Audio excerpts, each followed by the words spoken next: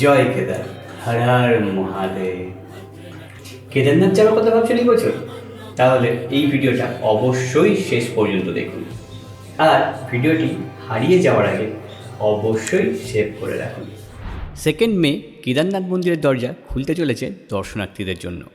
কেদারনাথ যাওয়ার আগে অবশ্যই রেজিস্ট্রেশন করে যান, তাতে আপনার অনেকটা সময় বাঁচবে। আপনার শহর থেকে প্রথমেই ট্রেনে করে পৌঁছে যান হরিদ্বার, তারপর বাস ধরে পৌঁছে যান সোনপ্রয়াগ। বাস ভাড়া পড়বে 600 থেকে 800 টাকার মধ্যে। এরপর সোনপ্রয়াগ থেকে শেয়ার গাড়িতে মাত্র 50 টাকা দিয়ে পৌঁছে যান গৌরীকুণ্ড। পরের দিন ভোরবেলা বেরিয়ে কেদারনাথ যাত্রা শুরু করুন। আজকে আপনাদের হাঁটতে হবে প্রায় 21 কিলোমিটার, সময় লাগবে 10 থেকে 12 ঘন্টা।